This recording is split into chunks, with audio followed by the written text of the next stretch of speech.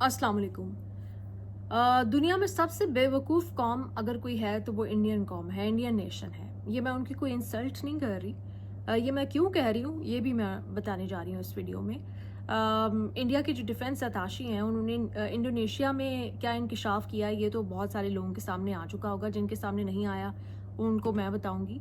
लेकिन नरेंद्र मोदी ने किया क्या है अपने लोगों के साथ ये आपको बताने जा रही हूँ। साथ ही साथ नसीरुद्दीन शाह, वो वाहिद इस वक्त इंडियन आर्टिस्ट हैं जिनमें स्पाइन है, बॉलीवुड के आर्टिस्ट हैं, और उन्होंने आकर सच बोला है अपनी आवाम से।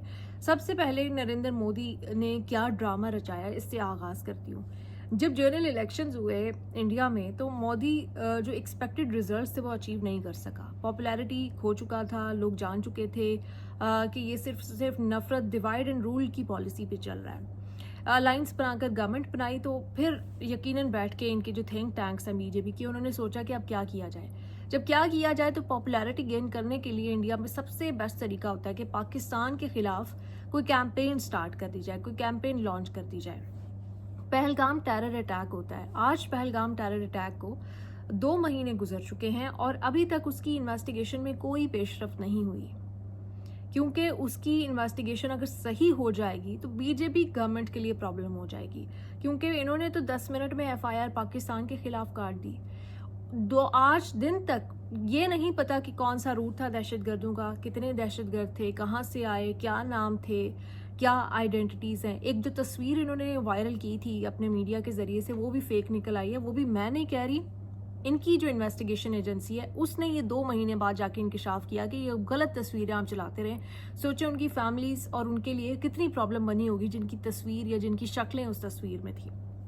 खैर, उसके बाद इन्होंने रातों रात एक ऑपरेशन किया और कहा अपने लोगों को कि हमने पाकिस्तान में जो दहशतगर्दी के मराकज़ हैं वो तबाह कर दिए हैं। अब वो दहशतगर्दी के मराकज़ नहीं थे, वो मसाजिद थी। मसाजिद में आपको पता है कि रात के टाइम किसने होना था? किसी दहशतगर्द ने होना था या किसने होना था? वो मसाजिद में एक जो मौलवी साहब होते हैं उनको और उनके घर वालों को एक छोटा सा क्वार्टर बना के या उनके घर फैमिली के लिए एक छोटी सी जगह दी होती है कि मौलवी साहब की फैमिली यहाँ रह सके, क्योंकि इतनी तो उनकी सैलरीज नहीं होती। तो वो उनको इस यहीं पे घर मिल जाए और मौलवी साहब कभी भी मस्जिद में आके अजान दे सके, सुबह फजर की अजान देनी है। तो वो बेचारी फैमिलीज शहीद हुई। कश्मीर में जो ये मुसलसल प्रोवोक करते रहे पाकिस्तान आर्मी को, तो फिर वहाँ से जवाब मिलता रहा और उसी जद में आगे कश्मीरी जो हैं बॉर्डर के दोनों तरफ बेचारे अपनी जानों से गए और शहीद हुए। उसके लिए भी सिर्फ और सिर्फ इंडियन गवर्नमेंट और इनकी प्रोवोकेशन को ही हम वहाँ पे कर सकते हैं ब्लेम। उसके बाद बच्चे शहीद हुए पाकिस्तान में।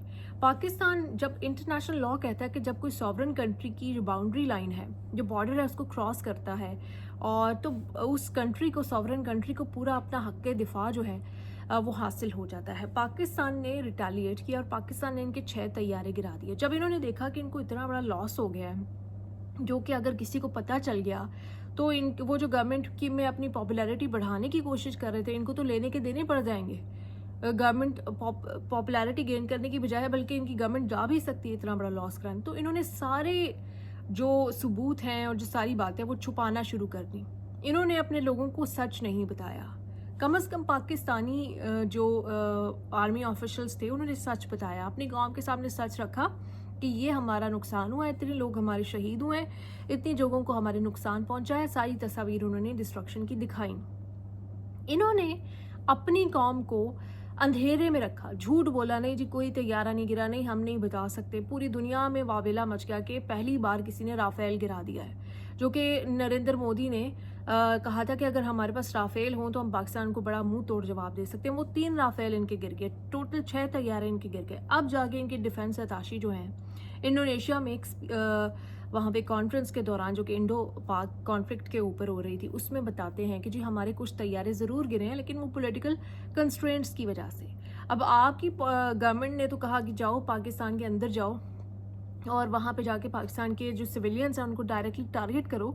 आपकी गवर्नमेंट रिस्ट्रेंट शो कर रही थी। मसला ये था कि जब इनका नुकसान शुरू हुआ तो फिर इन्होंने कहा कि कहीं ये सारी जो इन्फॉर्मेशन है लीक आउट हो गई तो फिर तो हमें लेने के देने पड़ जाएंगे। तो फिर वहीं पे इनको डोनाल्ड ट्रंप से कह के इन्होंने जंग रुकवाई। और अक्सर लोग इंडिया में भी थोड़ा बहुत जिनका दिमाग था उन्होंने कहा कि अगर आप जंग जीत रहे थे तो आपने सीज फायर क्यों किया। फिर आ जाती है बात इंडस वाटर ट्रीटी की। اپنے لوگوں کو انہوں نے بیوقوف بنایا کہ انڈس واٹر ہم نے پاکستان کا پانی روک دیا. آپ کو بھی پتا کہ جس دن پانی کی کمی پاکستان میں ہوئی اور پاکستان کو لگا کہ اب اپنا حق لینے کا ٹائم آ گیا تو اس دن جنگ ہوگی اور بڑی جنگ ہوگی اور اس میں سب کا نقصان ہوگا. تو یہ ایک بچکانہ حرکت کر کے انہوں نے اپنے لوگوں میں مزید ان کو بیوقوف بنایا, پاپولیرٹی گین کرنے کی کوشش کی. ان کے ڈیفینس اتاشی کیا کہتے ہیں میں دکھاتی ہوں آپ کو. As brought out by Bapa Tommy Domtomo that India lost lot of aircrafts. I may not agree with him that India lost so many aircrafts, but I do agree that we did lose some aircraft, and that happened only because of the constraint given by the political leadership. یہ آپ نے کہا کہ وہ مان رہے ہیں. Confession صرف ان کے ڈیفینس اتاشی نے نہیں کیا, یہ شیو کمار جو ہے انہوں نے نہیں کیا. ان کے جو چیف آف ڈیفینس سٹاف ہے انل چوہان, وہ بھی اس بات کا ادراک کر چکے ہیں. لیکن یہ گورنمنٹ اور یہ وزیر اعظم اپنی قوم سے سچ بولنے کو تیار نہیں ہے کہ ان کو اس جنگ میں شکست ہوئی. اس جنگ میں ان کا پاکستان نے وہ نقصان کیا جو شاید 71 کے بعد پاکستان کو پہلی بار موقع ملا کہ انڈیا کو اس کمزور لیول پہ لے جائے. پھر ڈپلومیٹک مشن جو انہوں نے بھیجے وہ بھی بری طرح فلاپ ہوئے کیونکہ دنیا آپ سے ایویڈنس مانگتی ہے, دنیا آپ سے نیریٹو پروپیگنڈا نہیں مانگتی. دنیا کے بھی ہر جگہ اسپائنگ ہے, امریکہ ہے, جو بھی ساری کنٹریز ہیں ان کے بھی اپنے اپنے انٹیلیجنس نیٹ ورکس ہر کنٹری میں کام کر رہے ہیں. ان کو بھی پتا کیا ہوا وہاں پہ کیا نہیں. وہ اس وقت تک آپ کی بات سنتے تھے جب تک انہیں آپ سے کوئی مفاد تھا. آج ان کو آپ سے کوئی مفاد نہیں ہے تو وہ آپ کی جھوٹ سننے کو تیار نہیں ہے. ان کے پاس بھی انٹیلیجنس اطلاعات ہے کہ کس کا ہاتھ اس میں ملوث ہے. تو یہ اتنی خطرناک گورنمنٹ ہے. انہوں نے اپنی 1.4 بلین کی جو آبادی ہے, پاکستانیوں کو تو نکال ہی دیجیے, چھوڑیے, انہوں نے اس کو نیوکلیئر وار میں دھکیل دیا صرف اور صرف اپنی دھاک بٹھانے کے لیے اپنی گورنمنٹ میں. اور اب تک یہ اپنی قوم کو سچ نہیں بتا رہے. سیکنڈلی, نصیر الدین شاہ نے کہا کہ وہ پاکستان میں اپنے دوستوں سے اور فیملی سے ملیں گے. یہ چاہتے ہیں کہ پیپل ٹو پیپل کانٹیکٹ ختم ہو جائے. یہ اس لیے بی جے پی کی گورنمنٹ چاہتی ہے کیونکہ ہمیشہ سے تنازعات رہے ہیں لیکن لوگ ملتے رہے ہیں, لوگوں کو سچ پتہ چلتا ہے, نفرتیں کم ہوتی ہیں ایک دوسرے سے. اگر آپ پاکستان کے لوگوں سے ملیں گے, پاکستان کی گورنمنٹ پاکستان کے لوگ اپنے لوگوں سے, پولیٹیکل پارٹی سے پوچھیں گے بھائی آپ اگر وہ کہہ رہے ہیں, یہ الزام لگا رہے ہیں, آپ کیوں کہہ رہے ہو. اب انڈیا کے لوگ اپنی گورنمنٹ سے پوچھیں گے کہ وہ تو کہہ رہے ہیں ہم نے نہیں کیا. تو لوگ سوال کریں گے. جب لوگ ایک دوسرے سے ملیں گے, نفرتیں دور ہوں گی, لوگ سوال کریں گے, بہتری کی امید پیدا ہوگی, پیس ہوگا. لیکن بی جے پی گورنمنٹ کو یہ پیس سوٹ نہیں کرتا اور اسی وجہ سے انہوں نے ان دو ملکوں کے پچھلے 10 سال سے, اسپیشلی 8 سال سے, انہوں نے اپنی سیاست کی وجہ سے اس خطے کو ایک ٹراما میں ڈال رکھا ہے, ایک نفرت میں ڈال رکھا ہے. اور اب یہ زیادہ انٹینس ہو گئی ہے کیونکہ اب اس کی جو سیاست ہے وہ کمزور پڑتی جا رہی ہے, لوگوں کی آنکھیں کھلتی جا رہی ہیں اور اس کا سچ سب کے سامنے آتا جا رہا ہے. اب یہ اور اس طرح کی حرکتیں کرے گا ڈیسپریشن میں.